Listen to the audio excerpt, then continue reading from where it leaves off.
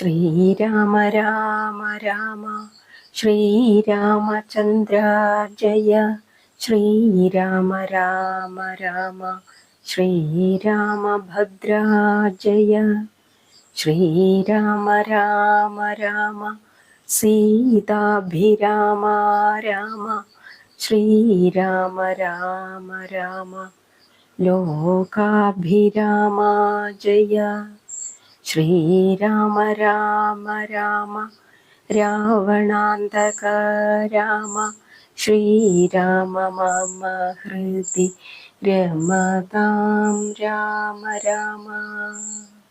ശ്രീ പരമേശ്വരൻ പാർവതീദേവിക്ക് ഉപദേശിച്ചതാണ് രാമായണം. ഇത് ആത്മീയ ചിന്തകളെ ഉണർത്തുന്നു. വായിക്കുന്നവർക്ക് ഉടൻ തന്നെ സർവ പാപങ്ങളിൽ നിന്നും മോചനവും നൽകുന്നു. ഹരിശ്രീ ഗണപതയേ നമ. അവിഘ്നമസ്തു. നമ്മളിവിടെ രാമായണം കഥാരൂപത്തിലാണ് അവതരിപ്പിക്കുന്നത്. വാൽമീകിയാണ് രാമായണം എഴുതിയത്. പക്ഷേ ഒരുപാട് മഹാകവികൾ ഇത് പല ഭാഷകളിലേക്കും തർജ്ജിമ ചെയ്തിട്ടുണ്ട്. അവരിൽ പ്രധാനപ്പെട്ടവരാണ് കമ്പർ, തുളസീദാസൻ, തുഞ്ചൻ, കണ്ണശൻ തുടങ്ങിയവരൊക്കെ. പലരും തർജ്ജിമ ചെയ്യപ്പെട്ടപ്പോൾ അവരുടേതായ രീതിയിലുള്ള ചെറിയ ചില മാറ്റങ്ങളും വരുത്തിയിട്ടുണ്ട്. ചെറിയ മാറ്റങ്ങളുണ്ടെങ്കിലും കാതലായ മാറ്റങ്ങളൊന്നും തന്നെ സംഭവിച്ചിട്ടില്ല. രാമായണം ഇതൊരു മഹാസാഗരം തന്നെയാണ്. അപ്പോൾ ദീർഘമായ കഥയാണ്. ഞാനിത് വളരെ ചുരുക്കി, അർത്ഥത്തിനൊന്നും വ്യത്യാസം വരാത്ത രീതിയിൽ വളരെ ചുരുക്കിയാണ് ഇത് കഥയായി പറഞ്ഞിരിക്കുന്നത്. ഖഡ്വാംഗപുത്രനായ ദീർഘബാഹുവിൻ്റെ നന്ദനനാണ് വംശസ്ഥാപകനായ രഘു.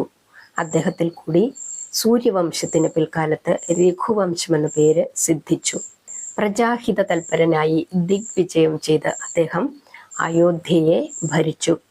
രഘുവിൻ്റെ കാലശേഷം പുത്രനായ അജൻ സിംഹാസനാരൂഢനായി. അദ്ദേഹത്തിൻ്റെ ധർമ്മപത്നി മനുഷ്യരൂപം ധരിച്ച ഒരു ദേവാംഗനയായിരുന്നു. ഇന്ദുമതി എന്നായിരുന്നു ആ വരാംഗിയുടെ പേര്.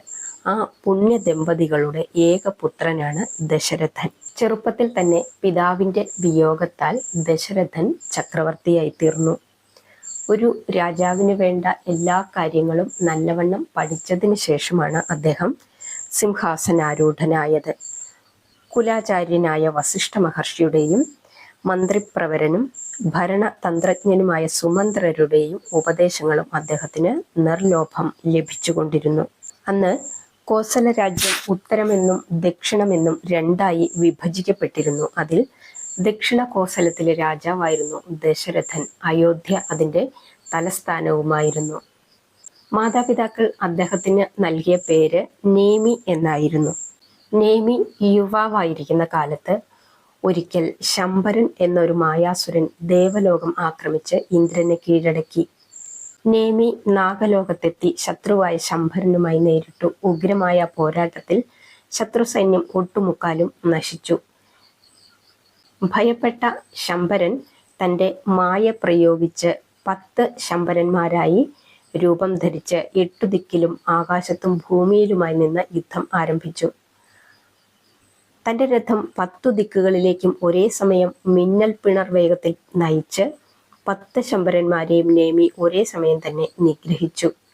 നേമിയുടെ രണവൈദഗ്ധ്യം കണ്ട് സന്തോഷിച്ച പുരന്ദരൻ നേമിക്ക് ദശരഥൻ എന്ന ബിരുദനാമം നൽകി. അങ്ങനെയാണ് നേമി ദശരഥനായി തീർന്നത്. ദശരഥൻ ഉത്തരകോസല രാജപുത്രിയായ കൗസല്യയെ വിവാഹം ചെയ്തു. ഏറെ താമസിയാതെ അവർക്കൊരു പുത്രി ജനിച്ചു. ആ കുഞ്ഞിന് ശാന്ത എന്ന് പേരിട്ടു. ശാന്ത ബാല്യദശ തരണം ചെയ്തു. അംഗരാജ്യത്തിലെ രാജാവായ ലോമപാദൻ ദശരഥന്റെ ബന്ധുവും സുഹൃത്തുമാണ്. ഈ ലോമപാദൻ ദശരഥനെ കാണാനായി കൊട്ടാരത്തിലെത്തി. ലോമപാദന് സന്താനമില്ലായിരുന്നു. അപ്പോൾ ലോമപാദൻ ദശരഥനോട് ശാന്തയെ തനിക്ക് ദത്തുപുത്രിയായി തരുമോ എന്ന് ചോദിക്കുകയും ദശരഥനും കൗസല്യ ദേവിയും കൂടി ആലോചിച്ച് ശാന്തയെ ലോമപാദന് ദത്തുപുത്രിയായി ദാനം കൊടുക്കുകയും ചെയ്തു.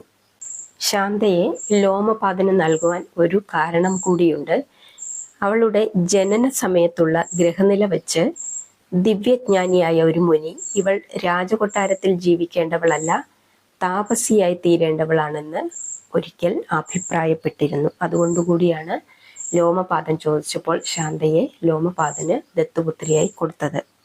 ലോമപാദൻ ശാന്തയെ തൻ്റെ സ്വന്തം മകളെ പോലെ ഓമനിച്ച് വളർത്തി വന്നു. താരുണ്യദശയിലേക്ക് ചരണമൂന്നിയതോടെ ശാന്ത അതിസുന്ദരിയായി വളർന്നു വന്നു. ഇക്കാലത്ത് അംഗരാജ്യത്ത് മഴയില്ലാതെ ജനങ്ങൾ വിഷമിക്കാൻ തുടങ്ങി. കനകക്കതിർ വിളയുന്ന നെൽപ്പാടങ്ങൾ ഉണങ്ങി വരണ്ടു.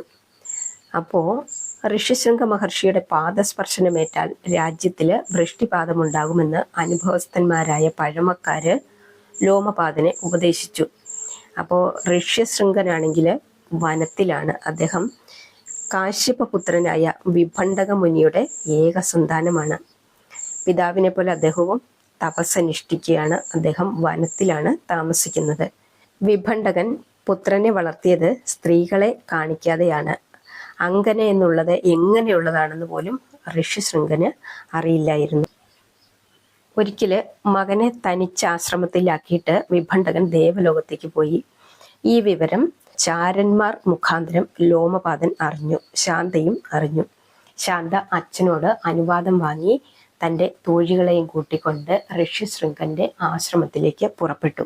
ആ സുന്ദരാംഗികളെ കണ്ട് മുനികുമാരൻ അത്ഭുതപ്പെട്ടു പോയി. അവർ നല്ല മധുര പലഹാരങ്ങളും പക്വങ്ങളും ഒക്കെ കൊണ്ടുപോയിരുന്നു. അതിനും പുറമെ അവർ പാട്ടുപാടുകയും നൃത്തം ചെയ്യുകയും ഒക്കെ ചെയ്ത് ഈ മുനികുമാരനെ വളരെ സന്തോഷിപ്പിച്ചു. അങ്ങനെ മുനികുമാരൻ അവരുടെ കൂടെ അംഗരാജ്യത്തിലേക്ക് യാത്രയായി. അങ്ങനെ ഋഷ്യശൃംഗന്റെ പാദസ്പർശനമേറ്റതോടുകൂടി അംഗരാജ്യത്തിൽ സുഭിക്ഷമായി മഴയുണ്ടായി. കിണറുകളും കുളങ്ങളുമെല്ലാം നിറഞ്ഞ് കവിഞ്ഞു. ആകപ്പാടെ രാജ്യം സസ്യസമൃദ്ധമായി. അങ്ങനെ ഋഷ്യശൃംഗൻ തൻ്റെ ആശ്രമത്തിലേക്ക് തിരിച്ചു പോകാൻ വിമുഖനായി തീർന്നു. താൻ ചെയ്ത ഉപകാരത്തിന് പ്രതിഫലമായിട്ട് രാജകുമാരിയെ തൻ്റെ ധർമ്മപത്നിയെ നൽകണമെന്ന് അദ്ദേഹം ആവശ്യപ്പെട്ടു. ശാന്തയും ഋഷ്യശൃംഗന്റെ പത്നിയാകുവാൻ ആഗ്രഹിച്ചിരുന്നു. അതനുസരിച്ച് അവരുടെ വിവാഹം വിധിപ്രകാരം നടത്തപ്പെട്ടു. ആ ദമ്പതികള് സന്യാസവൃത്തി അനുഷ്ഠിച്ച് അംഗരാജ്യത്തിൽ തന്നെ താമസവും ഉറപ്പിച്ചു. ഈ കാലത്തിനിടയിൽ കൗസല്യാദേവി വീണ്ടും ഗർഭധാരണം ചെയ്യാതിരുന്നതിനാല് ഒരു പുത്രനു വേണ്ടി ദശരഥൻ കേകയ രാജകുമാരിയും യുധാജിത്തിന്റെ അനുജത്തിയുമായ കൈകേയി എന്ന അതിസുന്ദര തരുണി ലലാമത്തെ തൻ്റെ രണ്ടാമത്തെ പത്നിയായിട്ട് പാണിഗ്രഹണം ചെയ്തു. പിന്നീട് കാശി രാജപുത്രിയായ സുമിത്ര എന്ന സുമോഹിനിയെയും അദ്ദേഹം മൂന്നാം ഭാര്യയായി സ്വീകരിച്ചു. എന്നിട്ടും ദശരഥന് ഒരു പുത്രനുണ്ടായി കാണാനുള്ള തൻ്റെ ആഗ്രഹം സാധിച്ചില്ല.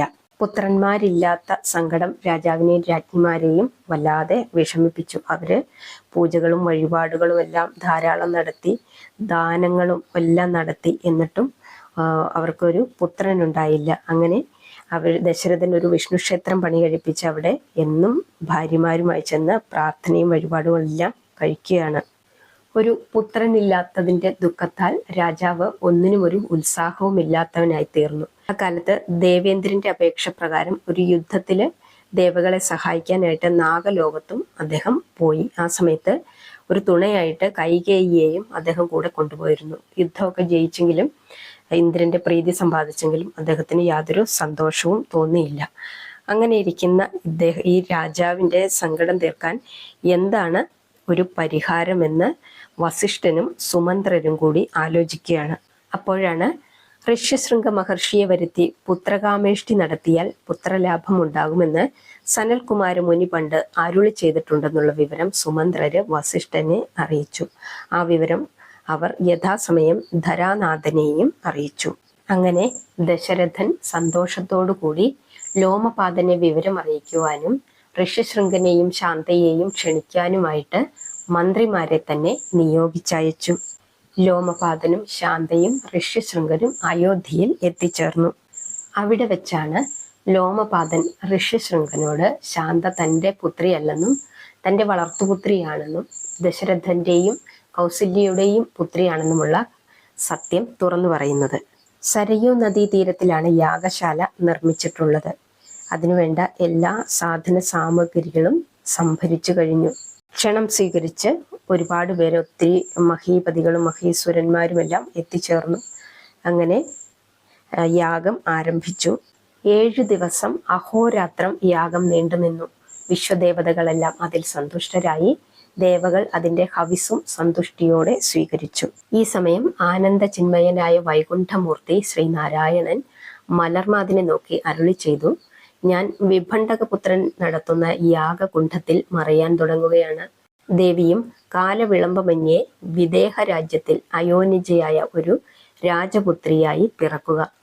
ലോകരക്ഷയ്ക്കും ധർമ്മപരിപാലനത്തിനും വേണ്ടി ഒരു മായാമാനുഷ വേഷം ഞാൻ അവലംബിക്കേണ്ടിയിരിക്കുന്നു. യാഗത്തിന്റെ അവസാനം ഹോമകുണ്ഡത്തിൽ നിന്നും വെള്ളി അടപ്പുകൊണ്ട് മൂടിയ ഒരു സ്വർണ ചഷകവും കയ്യിലേന്തി അത്യന്തം പ്രഭാപുരത്തോടെ അഗ്നിദേവൻ പ്രത്യക്ഷപ്പെട്ടു. അഗ്നിദേവൻ പറഞ്ഞു, ഈ സ്വർണ ചഷകത്തില് ദേവനിർമ്മിതവും അമൃതിന് സമാനവുമായ പായസമാണ്. ഇത് അങ്ങയുടെ പത്നിമാർക്ക് നൽകുക, സൽപുത്ര ലാഭം സിദ്ധിക്കും എന്ന് പറഞ്ഞങ്ങനെ ആ പാത്രം രാജാവിനെ ഏൽപ്പിച്ച ശേഷം പാവകൻ ഹോമകുണ്ഡത്തിൽ തന്നെ സ്ഥിരോഭൂതനായി. ദശരഥൻ പായസം പകുതി കൗസല്യയ്ക്കും പകുതി കൈകേയിക്കും കൊടുത്തു. കൗസല്യയും കൈകേയിയും തങ്ങളുടെ പായസത്തിന്റെ പകുതി വീതം സുമിത്രയ്ക്ക് ദാനം ചെയ്തു. അങ്ങനെ യാഗം അവസാനിച്ചു. എല്ലാവരും പിരിഞ്ഞു. ഏറ്റവും അവസാനമാണ് ഋഷ്യശൃംഖനും ശാന്തയും ലോമപാദനും യാത്ര പറഞ്ഞു പോയത്. ദശരഥന്റെ 3 പത്നിമാരും താമസം വിന ഗർഭവതികളായി. ശിശുക്കളുടെ രക്ഷയ്ക്കും സുഖപ്രസവത്തിനും വേണ്ടി മന്നവൻ പല വഴിപാടുകളും പുണ്യഹോമങ്ങളും മുടങ്ങാതെ നടത്തി. ദശരഥ പത്നിമാരുടെ ഗർഭം പൂർണ്ണതയിലെത്തി. പ്രസവകാലം ആസന്നമായി.